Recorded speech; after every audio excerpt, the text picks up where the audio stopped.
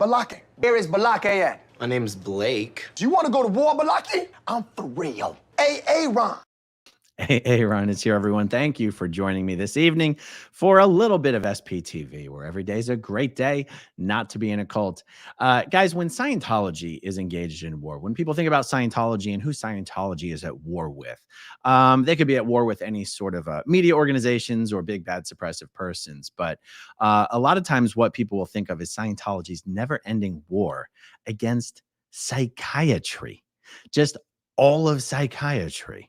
The entire mental health field, including psychiatrists, psychologists, and any lesser ists. Or yeah, exactly.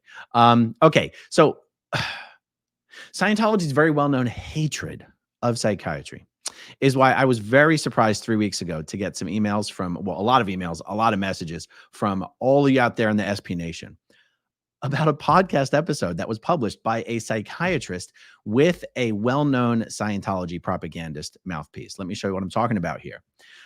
This is a psychiatrist named Dr. Josef Wiff-Doerring. I would say Wiff-Doerring, but he's Australian, and the way he says it is Josef Wiff-Doerring. Anyway, his podcast is called Life on Less Meds. He has a YouTube channel, Dr. Josef. The handle is at WD Psychiatry. Now, a quick little note. This interview was originally published as a video interview on his YouTube channel. And immediately after this interview was published, he published an interview with a woman who's a former Scientologist. I did watch and listen to the entire interview that he did with the Scientologist. I didn't watch the whole interview with the former Scientologist. I actually didn't know who the former Scientologist was. Dr. Josef has removed the interviews from his YouTube channel. And I was disappointed because I wanted to react to his actual YouTube channel interview. The podcast is still up on his podcast. And that's why I showed it to you here. I do have a link to this entire interview in the description down below. I also have a link to his YouTube channel. The interview is done with an approved Scientology propagandist mouthpiece named Thad Reeves. Thad Reeves and his wife, Kathy Reeves, maiden name Kathy Glore, come from two pretty well-known Scientology families. One of Thad's sisters is Morgan Reeves, a Sea Org member who is married to Tyler Fisk. These are all people that a lot of Scientologists will know. Thad has a blog called Scientology Parent. Thad is one of these former Sea Org members, and he's not just a former Scientologist, he's a former Sea Org member who has Scientology's approval to be a Scientology mouthpiece. You'll see this blog isn't just about being a parent or about his life. It's about being a Scientology parent. It's got all sorts of posts here. The survival rundown. You know, these are Scientology auditing actions. Ask a Scientologist. Why am I still involved in Scientology? What does going clear mean? Thad also, I just wanted to show you here for the hell of it. I have never spoken to Thad. I've never met Thad. I've never messaged Thad. I've never tweeted at Thad. And yet he has me blocked on Twitter. That's because that's just Scientology's, disconnection policies at work. I'm not against blocking people on Twitter, but I'm just saying I've never even tried to contact the guy and he has me blocked. It's almost like there's some magical list of SPs that Scientologists on social media are supposed to block. Okay, so without being too long-winded about this, I obviously cannot react to an entire 1 hour podcast interview. So what I've done is I went through this whole thing and I found a really good section that we need to listen to and that we need to discuss. So let me set it up for you, because what happens in the first part of the interview is Thad's basically giving pretty much the generic Scientology talking points about why Scientologists are opposed to mood-altering medication. And it's just like what Tom Cruise would have said on Matt Lauer. You're just masking the symptoms. You're not curing the cause of anything. You're just masking the symptoms. And, Thad works in the IT space. So he's like, if I'm, with my infrastructure, if I've got machines that are running hot, and that's a problem, and I need to find the cause of that problem, taking medication to handle, personal or mental, emotional difficulties would be like just turning off the graph that's telling me that the machines are running hot. I like it. These lazy analogies is what Scientologists are going to give you all day long.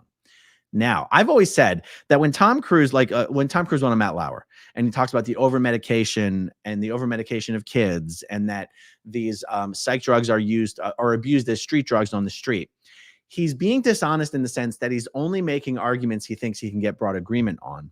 But he's being dishonest about the fact that Scientologists don't believe there are any circumstances or any people who should be put on medications such as these for any reason whatsoever. They're not totally honest about their position. They only argue about the position that they think they can get some popular agreement on. Thad fell into this trap a little bit. So we're going to fast forward to, first I have to share this in a way where you can hear the audio. So give me 1 second. Okay, good. I've got it here. Let me figure out the best way to show it. We'll probably do it like that. Okay, we are going to fast forward to 2311.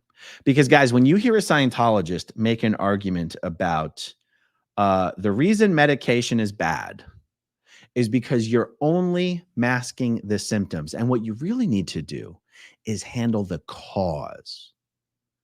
That argument only makes sense if you think you can handle the cause. And that's the thing. That is what Scientologists believe. Scientologists believe that the only way to cure anything that's wrong with someone, particularly of a mental nature, is with Scientology, using Scientology auditing, L. Ron Hubbard's auditing techniques. It's the only thing that works. Anything else is destructive or at best mildly and temporarily useful. Thad, Dr. Josef calls him Tad. I think his name is Thad. Guys, for those of you in the chat, I know there's many of you in that chat who actually know Thad. Is it Thad or Tad? And can you guys remind me, was Thad and Kathy, or either one of them, did they work in the Office of Special Affairs when they were in the Sea Org? Because I thought they did. And yet I also think I remember being corrected on that by someone the last time I said that. So, all right, let's go to 2311. Let's see what Thad has to say. Come on now. How do I want to do this? That's how I want to do it. All right, here we go. Would be better in the long run for those people. Right. And then you have to also then, obviously, if you're going to do that, you have to assume that you have the tools and know-how. All right, I'm playing this in 1.25 speed. Let me put it on normal speed so it doesn't sound stupid. Sorry, guys. All right, here we go. They're warning signs of things that are wrong. You don't want to suppress those warning signs because fixing those problems would be better in the long run for those people. Right. And then you have to also then, obviously, if you're going to do that, you have to assume that you have the tools and know-how to fix the root cause. Because if you don't have those tools, then you have no other choice but then to abate the symptoms. Tad just acknowledged that if you cannot handle the root cause of the symptoms, you have no choice but to treat the symptoms. Uh-oh, dangerous ground for a Scientologist to get into. Right.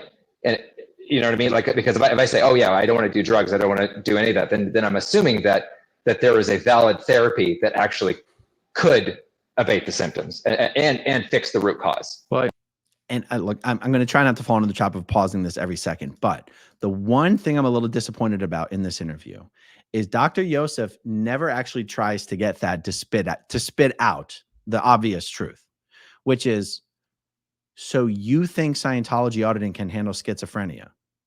They were talking about schizophrenia early in the interview. So you think Scientology auditing can handle all mental illness? He never actually gets him to spit it out. Okay, let's keep going. I'm glad you kind of went there, because what if there is, what if there are severe problems that are going on that, there's no amount of, everyone's kind of sitting around and they're looking at it and they're going, there's no amount of auditing that's going to fix this aggressive autism or whatever's going on. In cases like that, or maybe it's someone who's really elderly and they're having a pretty severe dementia, and families just trying their best to keep them in the home. Financial resources are tight. They would love to have like a nurse there who could help and care, but maybe they don't. And grandma's just got a year to live. Let's she gets confused and wonders, like, maybe the most simple thing is to give her a little bit of antipsychotic because it calms her down. Is there any space for this kind of more informed and judicious use of medications when, you know, if all reasonable people got together in the room, they're like, listen, on the balance of things, like, we understand this is a drug. We understand this is drugging her symptoms, like, pretty much just to keep her with her family who are really struggling to look after her. Like, and it's like, yeah. Oh, you know, we wish we could have someone sit with her the whole time. And obviously that's great, but, you know, money's tight and we live in the real world. Is there any space for, you know, things like that, where it's just like, in worst case scenarios, these things can be these little bumpers? And you don't have to speak for the church. I mean, just, I don't know, you know, what do you think about scenarios like that, where it is kind of like true informed consent? I feel like that there is, so there's the 99.5 percentile of folks that are out there. And then there's extreme edge cases. Yep. This is an extreme edge. And I'm not going to, and fine. And the thing is too, is that you do have people that, and I've seen these myself too, where you have somebody who is there's somebody who says, oh, well, this guy's irritated at his wife all the time. That's not an extreme case. Okay. He's already set the stage that there's the 99.9% and there's the extreme case. That is now going to take an unusual amount of time giving examples of things that are not extreme cases. But what you're about to see, and I should just let him say, I know I have a tendency to want to talk as much as possible. You're going to see Tad acknowledge that Scientology can't handle extreme cases when it comes to mental illness. This you guys got to hear. No. Right? You have somebody who is legitimately self-destructive, and every time there's a sharp object nearby, you don't know if he's going to kill somebody with it. Right? Like that's not the 99.5 percentile. That's an extreme small part of the pie chart. Yeah. In terms of people, right? Mm-hmm. So and for those, I don't necessarily have a strong opinion on that, because I'm not trained on how to deal with somebody who is legitimately destructively psychotic. Mm-hmm. Legitimately destructively psychotic. Now, this is something that Scientologists do, and I did this when I was a Scientologist without even realizing that it was a sort of a dishonest way to approach conversations. You'll ask them a question about something you have a legitimate concern about, and they will answer it by answering it using such an extreme edge case that it would be so completely irrelevant to anything you could have genuinely been asking about in the first place. So the example here would be like, you know, like Dr. Josef just asked about grandma who's in the nursing home, has dementia, and maybe could use a little bit of antipsychotics. And he responds with, you know, if there's someone who, you know, someone who's so legitimately destructively psychotic that if they have a sharp object next to them, you never know if they're about to kill someone or not. That doesn't happen to be what Dr. Josef asked about now, is it though? And also, this is why I was a little disappointed that Josef didn't try to drill down into the underlying beliefs that Scientologists have about being able to cure or fix the root cause of symptoms such as depression or anxiety or anything like that. Because in order to explain that, Thad would have to explain that he doesn't even believe the brain is involved in human emotion or behavior. He doesn't believe in anything but the thetan, the spirit. And that the thetan and the spirit, that everything that's wrong with a person comes down to engrams, overts, evil purposes, and that Scientology auditing can fix those things, and fixing those things gets rid of all what he would just call symptoms of mental illness. And you go, well, okay, Thad. If the thetan and the reactive mind and engrams and overts and evil purposes are and body thetans are the cause of all problems, then why can't Scientology handle the incredibly destructively psychotic individual? I mean, if it all has the same cause and Scientology auditing can fix it all anyway, why aren't there Scientology centers to address people who are suffering from conditions like that? if you're so opposed to mental health facilities or psychiatric hospitals or, institutions where legitimately destructively psychotic people are placed, if you're so against that, why aren't there Scientology facilities? Okay, let's see what else that has to say here. Like that's to me, that's a case where I go, good. The main therapy that you would end up doing as a Scientologist is you're not going to be trying to directly engage with something like that. As somebody like me who is not trained on how to deal with somebody like that, I wouldn't even be involved. So I do think there's a space for there is a space for some kind of other handling, as long as also your handling in that case is you're not just trying to subdue the person. I don't know. If you're, like you said, if it's informed consent, you're really trying to do whatever is the best thing for this person, for this individual, with all the resources that you have, then fine. I think that there's a space for that and used judiciously. Because I don't think, again, this is my thought, but this is and I'm Now, Thad would have just gotten himself into a little bit of trouble there with the Scientology authorities. And I think it has something to do with why Dr. Josef removed this interview from YouTube. And I wonder if there might be some contractual situations that prevented him from removing the interview from his actual podcast. I'm just purely speculating, because I can tell you that a Scientologist who agrees to put a family member on any sort of antipsychotic medication or SSRIs or anything else of the sort, because it's an extreme edge case, Scientology is not okay with that. Scientology is not okay with that, even if only for the reason that doing so provides funds to the pharmaceutical companies who make the drugs. That alone is enough of a reason for Scientology to oppose anybody being put on the drugs. Scientologists don't talk about extreme edge cases. And what's amazing is that in the history of Scientology, you have seen Scientology try to intervene in the cases of extreme edge cases, usually to the detriment of the person they are intervening with. Lisa McPherson comes to mind. Lisa McPherson had a psychotic episode, was admitted to a mental health facility at Morton Plant Hospital. Scientology intervened, got her checked out of the hospital, held her in the Fort Harrison Hotel, trying to fix it with Scientology. And then Lisa McPherson died in their care. Lisa McPherson was an extreme edge case. Scientology, there's no such thing as an extreme edge case in the mind of a Scientologist. Nobody should be put on psychiatric medication for any time, for any reason. Thad's doing an interesting little dance here. Let's see. I'm only going to use a few more minutes of this conversation. Let's see what else they discuss. Yeah, and I don't think a lot of people would give Scientologists credit for maybe being able to have that. I know I came into this being like, oh, it's an absolute, like, no, never. But I mean, life is complicated. I've heard people that try to come to me and say, oh, well, you don't even go to hospitals. I'm like, what are you talking about? My daughter broke her arm doing cheerleading. Like, you think I'm going to try to, like, I mean, I'm sorry, you guys can hear it with your own ears. I'm not trying to tell you what you're listening to. Scientologists do this all the time. Not once did Dr. Josef question whether Scientologists believe in hospitals or medicine or casts or broken arms. Not once. But Thad's going to burn a lot of time talking about it. Do some voodoo or something on it. Like, that's not what we do. You go to somebody get the bone set and get a cast on it. Like, you use the tool for what's at hand there. Mm-hmm.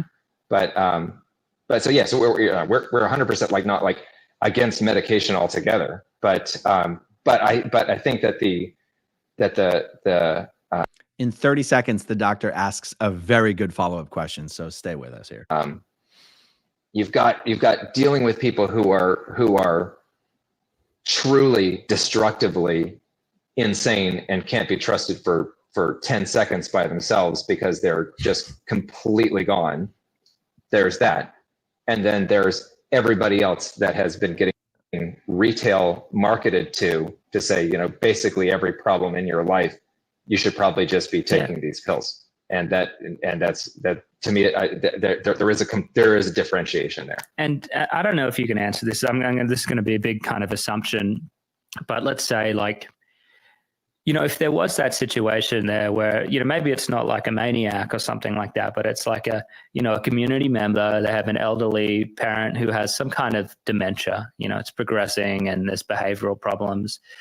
And yeah, it did come down to that. And they were just saying, if we don't give them this medication, like no one can stay awake with them in the middle of the night. It helps them stay through the night. It's keeping them in the house. Like, is that something that you think would be reasonably accepted by the majority of Scientologists that it's just like, hey, we feel your pain and that's like really challenging. And I know you probably didn't want to do that, but I guess you're trying to keep your dad at home. And that sucks, but you got to do what you got to do. Or, is that more, would you say you're an outlier, or would you say most of the people that you would talk to would be like, kind of like I get it. Like, you've got two bad options, right? Like, I think so. It's such a damn good question. Let's see this. I'm not going to speak for everybody that I know or something like that. But Thad does speak for everyone. Okay, let's see. By and large, the vast majority of Scientologists are extremely pragmatic. And you're gonna look at the options that are in front of you for any situation, and so you're gonna go good. So what are here we are, grandpa's 89, and here's what's happening right now. What are our options right now? I'm still waiting for Thad to say he would put grandpa on drugs. And so you're gonna be practical about that, and so obviously, also, though, most Scientologists are going to lean heavily away from a psychoactive substance. Yep. He doesn't even actually try to speak for himself. He just says most Scientologists would lean away from it, but he doesn't actually commit to an answer that any Scientologist would. He doesn't even actually answer for himself when Dr. Josef was actually asking him to answer for himself. Let's see if he says anything else.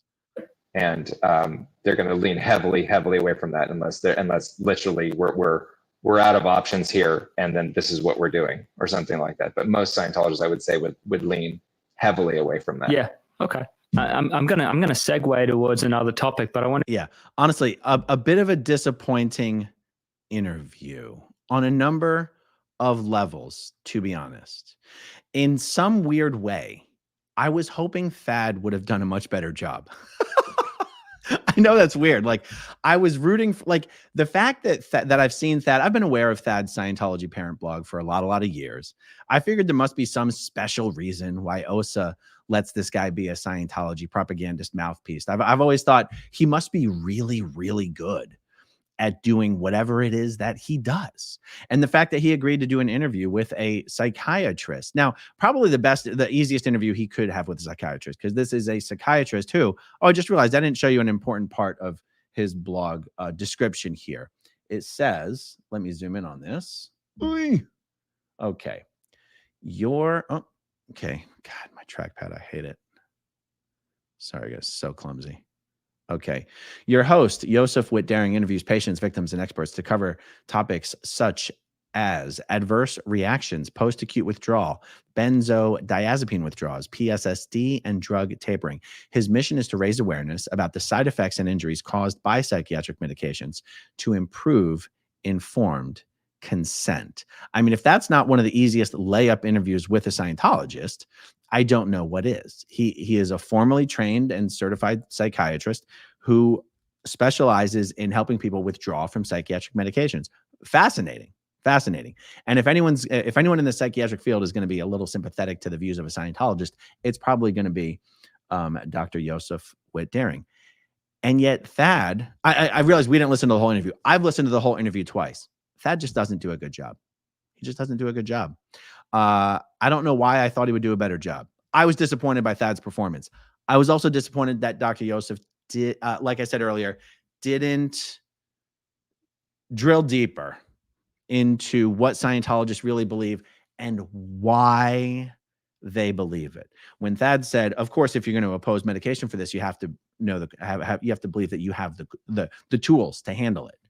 Well, you know, you've got a trained psychiatrist in front of you. Isn't he a little intellectually curious why do Scientologists believe they have the tools to handle it? And the contradiction between that belief and all of the instances where Scientology has obviously not been able to live up to that hype. So, like I said, I've put the link to the entire podcast down below. I put the link to Dr. Josef's YouTube channel down below, even though this interview isn't on it. But yeah, that's pretty much all I got on this. I have at least 2 more live streams coming this evening, so stay tuned. Hit that subscribe button, guys. Hit that like button. Thank you to everyone who watches until the very end, and I'll talk to you soon. Okay, if you want to see my rock and roll songs, click right on this guitar. And if you want to see a different one of my videos,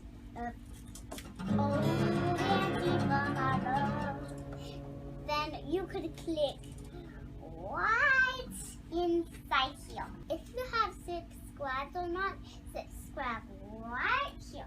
Bye.